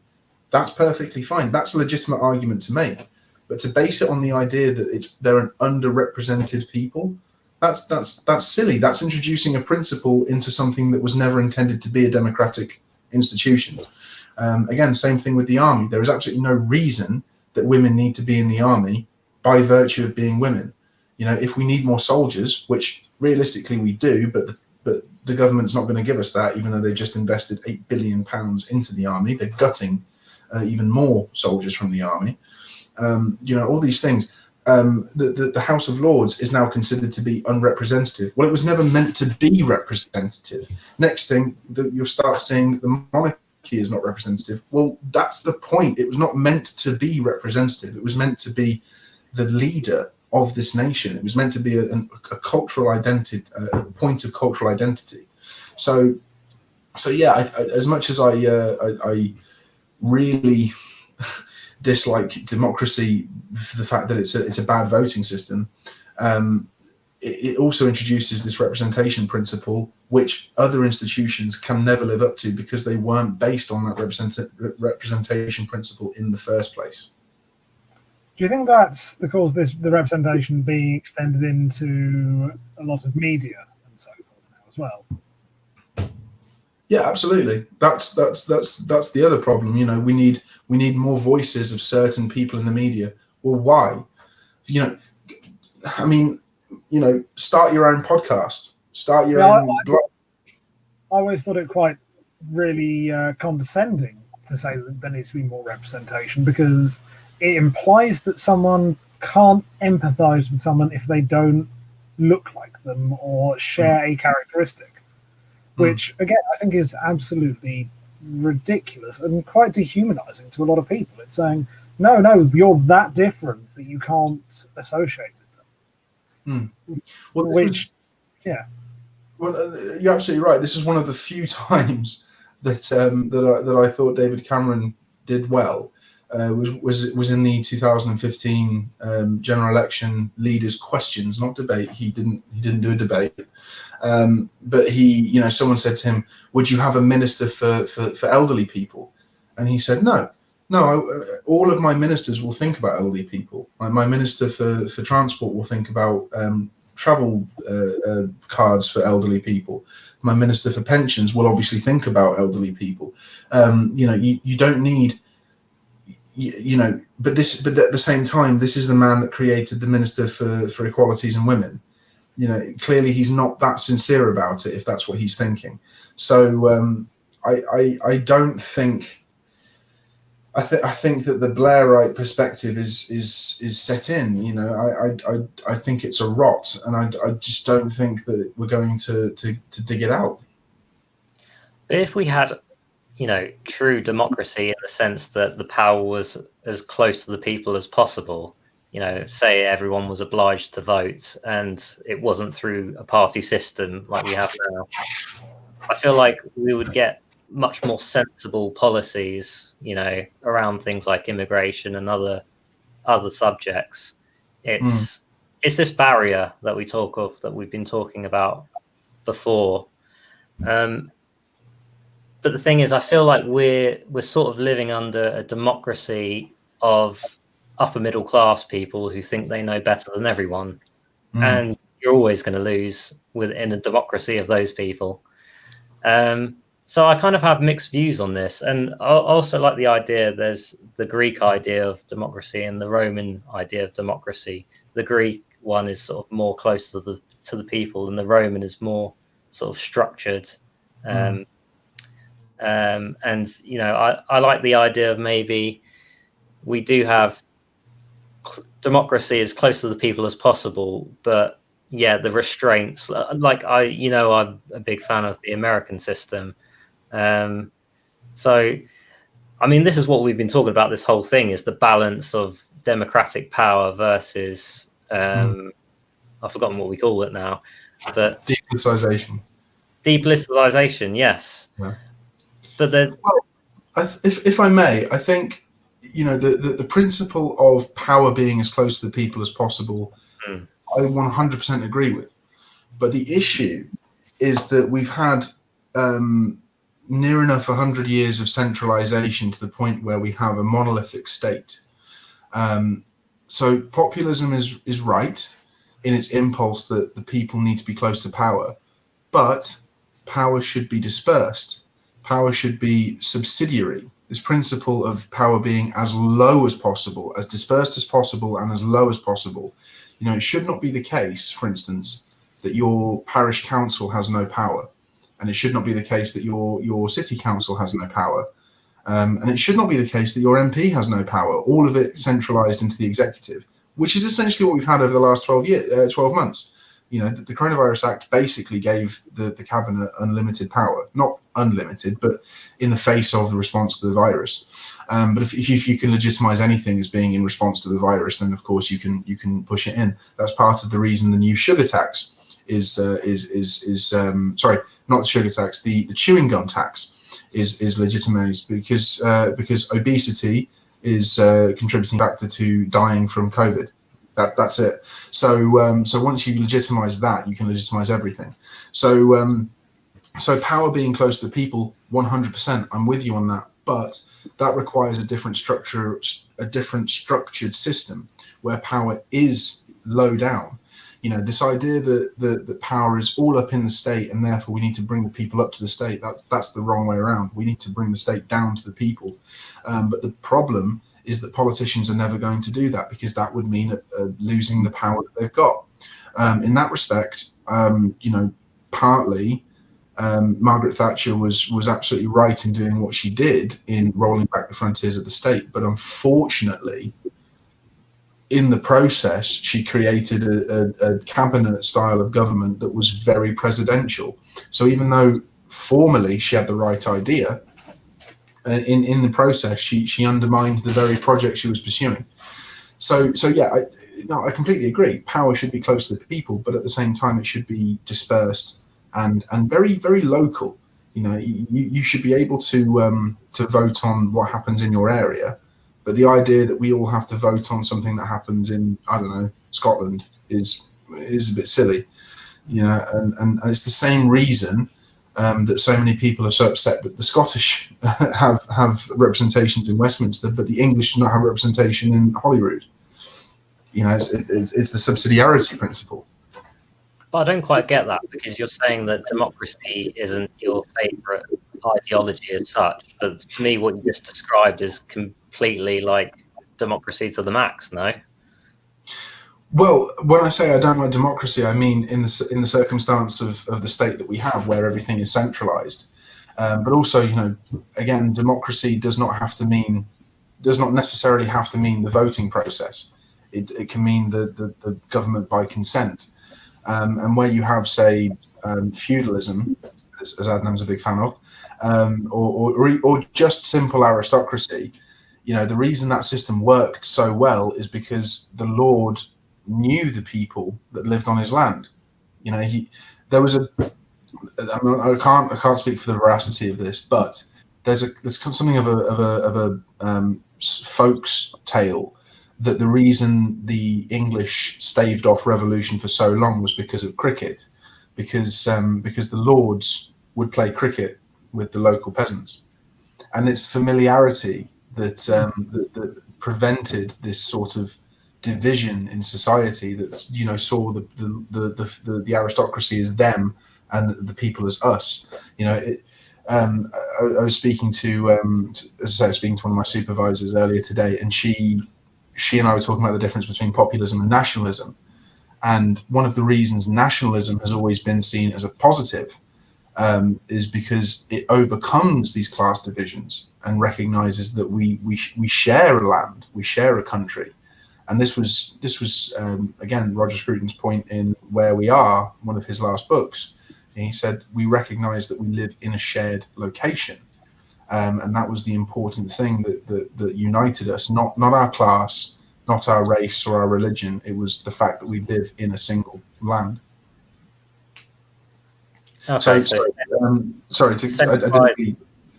decentralized power. Yeah. Not democracy is a total ideology. Yeah, because then you're getting a situation where you're going to be voting for everything. Yeah.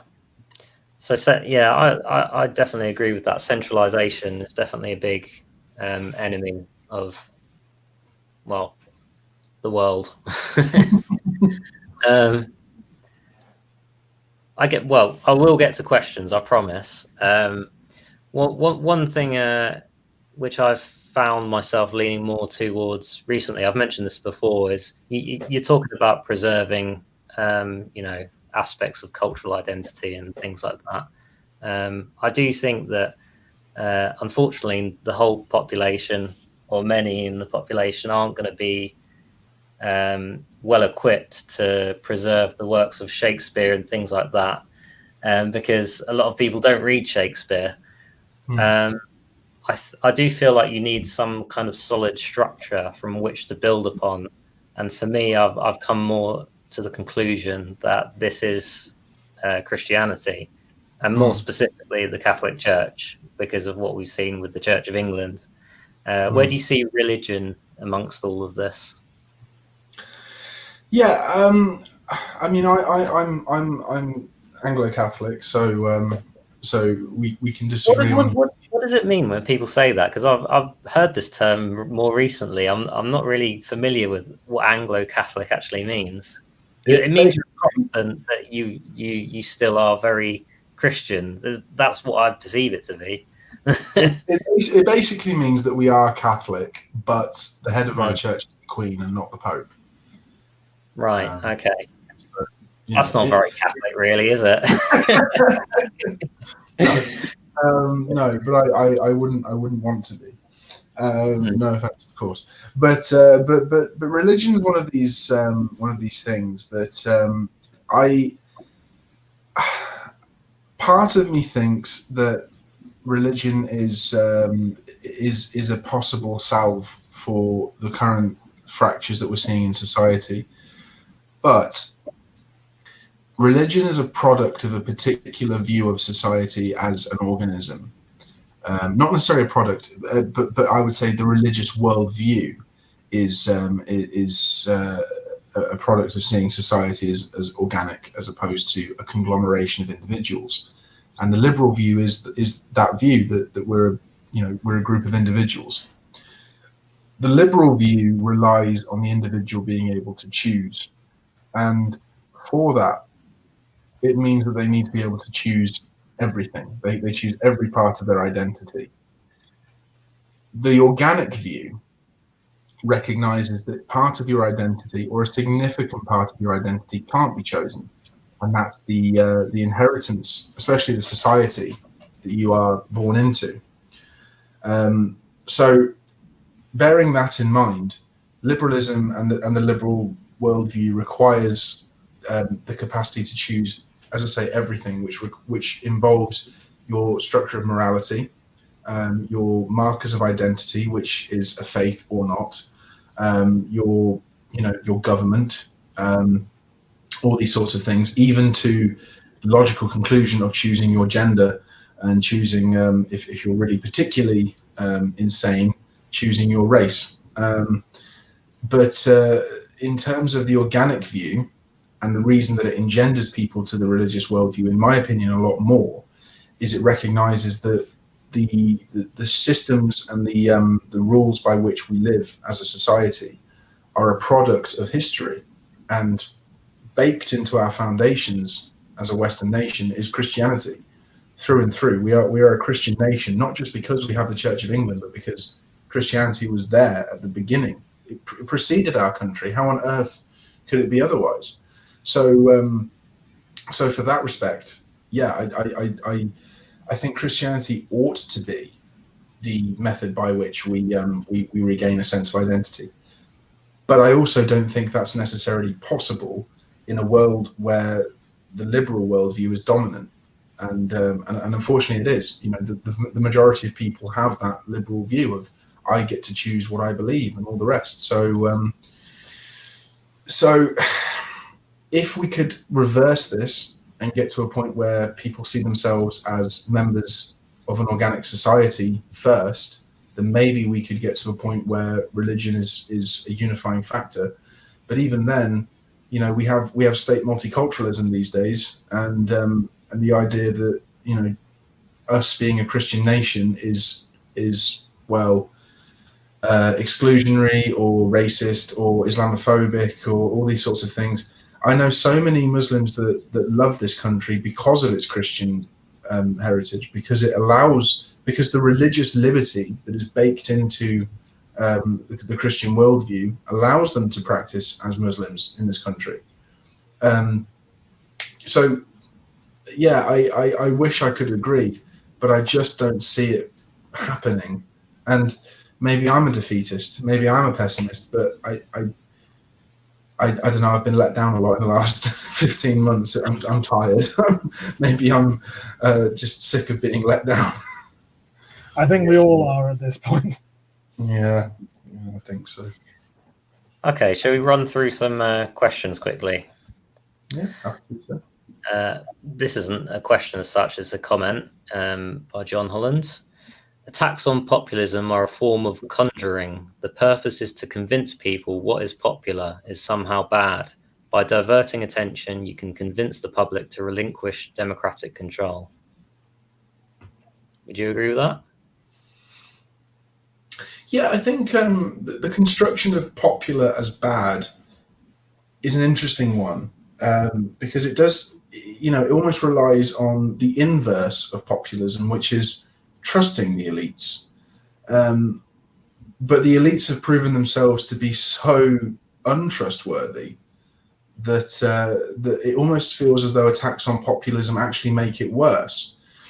This is something that I've been talking about for since just after Biden was elected. I said, consistently attacking populists is going to make them worse, or is going to make them bolder, because it just proves the point, right? If populists are going and saying that the elites are arranged against us, and then politicians, media, institutions, charities all come out and say populists, you're bad. Well, the populist is going to turn around and go, see, I told you.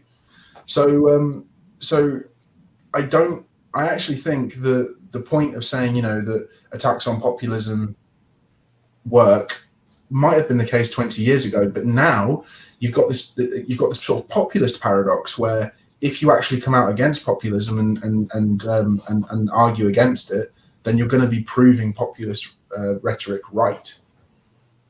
I think that's best shown with Hillary Clinton's bunch of deplorables. Yeah, because not only does that suggest that the elites have a bad view of the people, but it also suggests that they don't care. They don't see you as someone worth caring about. That's part of the reason that I wrote this paper was almost to say, you brought this on yourselves. You spent 20 years, 30 years telling people that their values don't matter and that they don't matter. And this is what Paul Embry's book is about. You used to read it. We have an interview with him coming out for the Mallard, and I asked him, why did you choose the name Despised? And he said because they are, because the left wing and the Labour Party hate the working class. They really do. They don't just think of them as someone who's gone wrong that they can convince to come round to their way of thinking. They hate them. And it's the exact same with populists. Populists breed because they get the feeling that the elites hate them. And I don't blame them at a certain point. You've got to say, well, actually, yeah, the elites are not very nice about the common people. Even that phrase, the common people, it's said almost like an eye roll, like the voters, that problematic group. Like, yeah, exactly. Okay, next one. I've never heard of this, but someone's put King Charles I scaffold speech has come to mind listening to you guys talk about democracy and then aristocracy. Is that something you know about? Scaffold? I believe he's put it directly underneath there as well, actually. Oh, I see. All the people, okay. And I truly desire their liberty and freedom as much as anybody whomsoever. But I must tell you that liberty and freedom consists in having of government those laws by which their life and God's may be most their own. It is not for having share in government. And then he's advocating for a Jacobite revolution. Yeah, I mean, Edmund Burke said, I flatter myself that I love a manly, moral, regulated liberty. And he also said that liberty has to be limited in order to be possessed. And I think the classical distinction is between liberty and license. License is something that is dangerous because it's basically just doing whatever you want whenever you want it, and that's not good. That's the same as eating whenever you want, whatever you want, drinking whatever you want and whenever you want, smoking, consuming, snorting anything you want whenever you want it. It's the inversion of what Aristotle talked about of virtue. Virtue for Aristotle is control, not only over your circumstances, but over yourself, having a certain, control over your body and your bodily desires. Whereas license is the reverse, where your body has control over you. And that's not freedom. And for that reason, again, this kind of goes back to what I was talking about earlier with the idea of the organic view of society. The organic view of society sees the people as the body, the literal body politic, whereas the king or the monarchy is the head. And for that reason, the head should rule the body, not the other way around. So, it's the reason that style of thinking sustains itself is because it doesn't see the king or the government as external to the people. It sees it as intrinsically part of the people. So there's a heavy degree of trust, this idea that the government is doing what's best for us.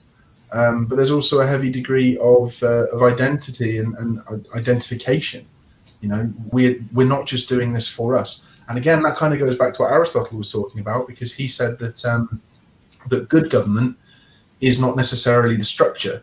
He said that you can have good monarchy, aristocracy, or democracy. You could have bad monarchy, aristocracy, or democracy. It doesn't really matter which structure you have.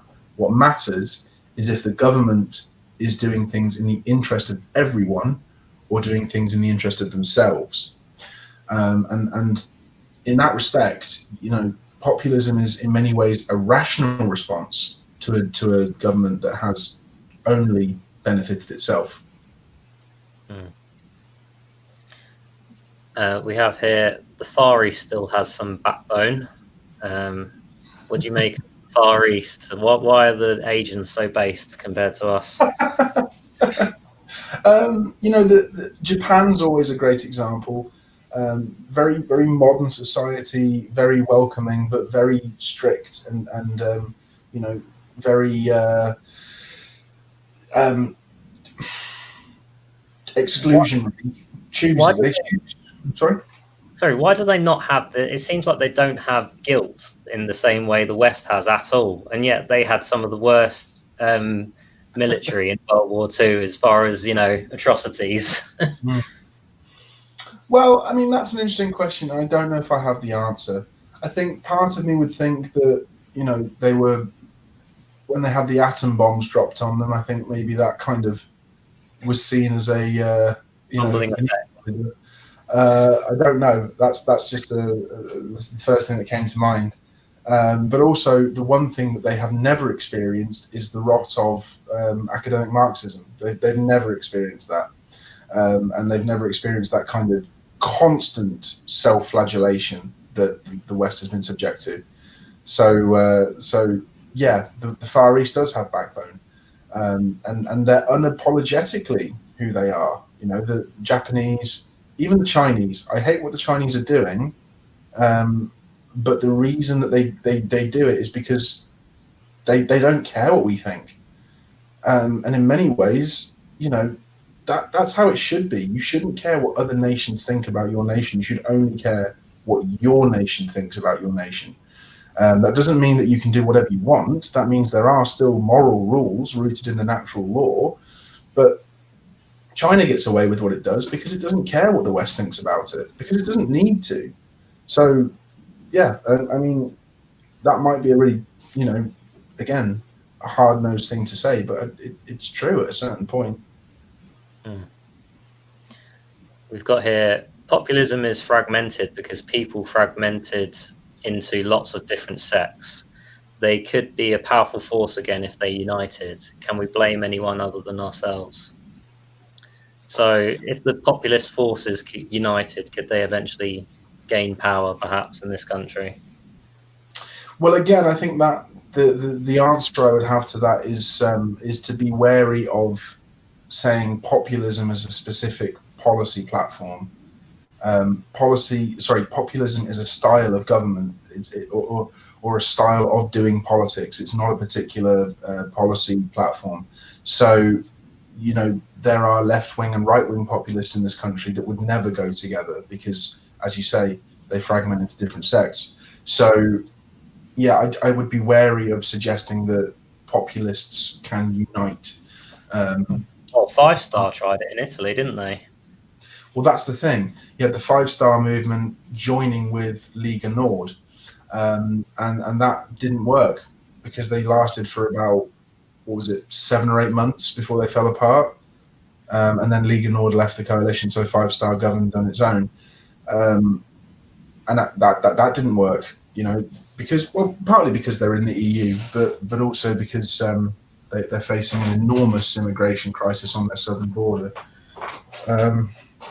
So yeah, I'd be wary of suggesting that populists can unite, because I don't know if there's anything that would unite people who do populism. But at the same time, my take on populism, as I say, as a style of doing politics, means that established politicians often behave like populists, like Boris Johnson. So, yeah, in many ways, populists are in power. So it's just not the populists that you want. No. Modern UK is held together by the welfare state, including the NHS, of course. when the money runs out, which could be by the end of the decade, civil collapse will follow, and that's when it's our time to shine, our turn to be the change. So we need to wait for civil collapse before we can get anything done. Well, I think that does allude to what I think is one of the worst decisions Western society has made, which was moving away from the gold standard. Yeah, I don't know. I'll be honest, I don't know enough about economics to say if that's true. I think it probably is. Most educated people seem to think so. So fair enough. But the point about the welfare state holding society together is an important one. Society has to give people something in order for them to feel as though they have a stake in it. This is one of the great crises of modern capitalism. It doesn't give people enough of a stake. We talk about generation rent. Well, why should I feel any loyalty to a country that doesn't give me anything, or at least doesn't give me the opportunity, or provide me, or ensure for me the opportunity to own a home?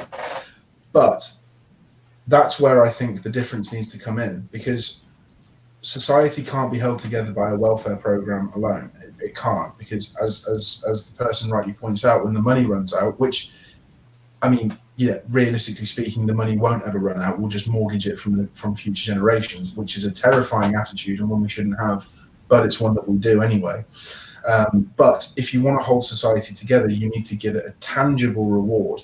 And I don't mean handouts. I don't mean, in the style of a left-wing politics. What I mean is in the style of Margaret Thatcher's property owning democracy. You give people a physical place that they can own in the country that they live in. Then they'll feel as though there's something that they have that they can lose. And that's not to say, you need to give people something they can lose in order for them to be loyal to you. It's to make people recognize that there are real consequences and there are real ways of living. It's part of the reason that, people who are rooted in a particular place do end up feeling more as part of a community than people who never stop renting. You could rent in the same place forever. I honestly think you'd be less of a member of that community compared to someone who lived there for 5 years in a house they owned. Because there's just that mindset difference that at any moment you could move away if you really wanted to. Whereas people that own somewhere, it's a commitment. But it's a commitment from both ends. It's a commitment from the person and a commitment from the country that place is in. A commitment to say, you are here, we will take care of you, but you have to play your part. Yeah, a part of me thinks that as bad as things get, if people still have some form of an easy life and they have their Netflix and PlayStation and things like that, you're never going to see anything dramatically change. We're just going to sort of carry on and in some capacity fairly business as usual, and so it does seem like that. I mean, that was one of Aldous Huxley's points in Brave New World. We're so numb to experience because we're overloaded with senses, not the other way around. That when you compare Brave New World with 1984, people in 1984 live in perpetual ignorance, but people in Brave New World live in perpetual sensory overload, and as a result, they switch off. And that's what people do these days. People switch off because they've got so many things going on all the time. If I try my hardest every day to read for an hour. I put my phone away. I don't let anything distract me. I just read because I get so fixated on my phone. It buzzes constantly. It's dinging all the time. You just think, just leave me alone. So yeah, I do agree. I think people will be essentially numb to sense if they're not given some kind of respite. But then that just makes them, what's the word? Placid. So yeah, I agree. Okay, one final question. It's not actually from a commenter, it's from me because I'm curious. If there was some kind of a crisis to come along which would spur this kind of action, where do you see that possibly coming from? That's a good question. I mean, more typical example could be like China, or well, people say Russia. I doubt it would come from Russia, but who knows? They're gathering troops along the Ukrainian border right now. That is true. The unfortunate reality, I think, would be if Scotland left the United Kingdom. I think that would really force us to think about who we are as a nation, because clearly it wasn't holding us together. And it might mean that there's more of a cohesive society. I know a lot of people who think that, who are quite happy to see Scotland go their own way. I'm not a fan of that. You know, Scotland is part of our country. We are British by virtue of Scotland being with us. I'd rather be British than I would. Well, no, I wouldn't say I'd rather be British than English, because I think that that's to compare the two in a way that they're not comparable. I've said before, in my opinion, British is a legal identity. It's connected to a legal entity of Britain. English is a cultural identity. It's associated to practices and ways of living. But the only way, I think, or the most likely way that there is to be some kind of renaissance of Englishness is if we had to go it alone. And that's a really difficult thing then, because that puts you into a dilemma. Which do you support? Do you support the existence of the country that you love, that you've grown up in, or do you support the idea of a sort of revived national spirit? And I can't see which one I'd rather go for. But the fortunate thing, or unfortunate thing, is that it won't be up to us. It'll be up to the people of Scotland to decide if English nationalism is what's going to be the order of the day. It's going to be the Scots. The ultimate West Lothian play. Yeah, exactly. Okay, well, I think we should wrap it up there, because we've just gone over 2 hours. Very enjoyable 2 hours. Yeah, always a delight to speak to you. Likewise. And if you're watching on Facebook, please subscribe to the YouTube channel. And if people want to follow you, they can go to themallarduk.com, can't they? Yeah. And I've noticed you've been doing a few events and things like that recently. Is that something you're trying to move more into? Yes, certainly. So we had an event this evening on global religious liberty. We have an event in a couple of weeks with Ed West, and we've got a few speakers lined up, which we'll be announcing over the next couple of weeks. Great. Okay. Well, we'll call it a day. Stay on the line, though, for just a few minutes, if that's all right. Of course. Okay. See you later, everyone. Thank you very much.